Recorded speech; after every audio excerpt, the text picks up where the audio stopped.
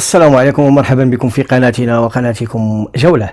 الصراحة بخصوص مباراة المغرب والنرويج، مباراة قوية بالريتم السريع اللي يدخل به المنتخب المغربي كلاو النرويج، ولكن نتيجة المباراة كانت شكلية خوفا على إصابة المزيد من اللاعبين كما شفتوا اللي تفرج الشوط الأول من المباراة، إصابة مزراوي والزلزولي وخوفا على جسيم وبعض اللاعبين الأساسيين. والدليل تم خروج حكيمي رغم أنه لاعب مهم في المباريات الكبيرة، لكن هذه تبقى مباراة ودية شكلية.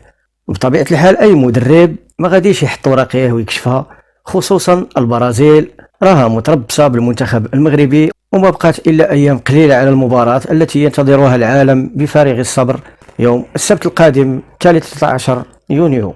وإليكم الخبر اليقين من القناة الثانية الرسمية دوزام حول إصابة الزلزولي ومزراوي، وهل بإمكانهما المشاركة في مباراة البرازيل أم لا؟ تفصلنا عن المباراة الأولى اللي غتجمع المنتخب الوطني ضد منتخب البرازيل. ماذا عن وضعية عبد الصمد الزلزولي، وقبل منه نصير المزراوي، واش غادي يكون ولا ما غادي يكونش؟ اذا بنسب كبيره يمكن القول بان الحاله الصحيه ديال المزراوي هي في تحسن مقارنه شيئا ما بالوضع اللي كيعيشه حاليا اللاعب عبد الصمد الزلزولي. بخصوص نصير مزراوي فقد اظهرت الفحوصات الاوليه تعرضه لاصابه على مستوى الكتف، مع ترجيح ان تكون عباره عن خلع جزئي او موضعي، وهي اصابه اقل خطوره من الخلع الكامل، ما يجعل حظوظه في اللحاق بمباراه البرازيل كبيره، حيث من المرتقب ان يلتحق بالتدريب الجماعيه في الساعات القادمه، ويواصل الطاقم الطبي متابعه تطور حالته يوما بيوم، فيما ينتظر الناخب الوطني محمد وهبي تقييم جاهزيته البدنيه خلال الحصص التدريبيه المقبله قبل اتخاذ القرار النهائي بشان مشاركته. وتشير المعطيات الحاليه الى ان الجهاز التقني لا يرغب في المجازفه باحد اهم عناصره الدفاعيه، خاصه ان هذا الاسبوع يعد حاسما لوضع اخر اللمسات على المنظومه التكتيكيه والتشكيله الأساسية التي ستواجه المنتخب البرازيلي.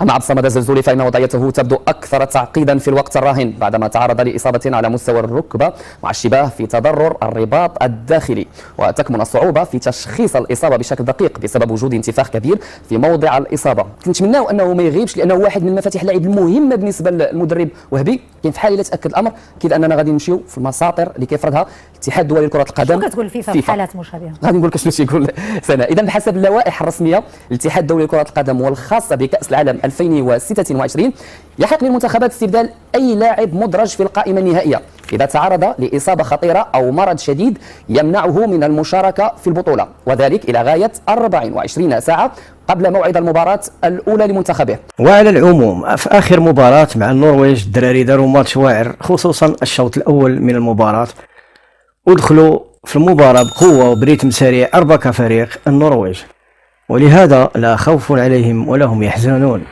اللاعبان مزراوي والزلزولي يمكن تعويضهم ونتمنى لهم الشفاء، خصوصا هناك مباراة قوية أمام المنتخب البرازيلي.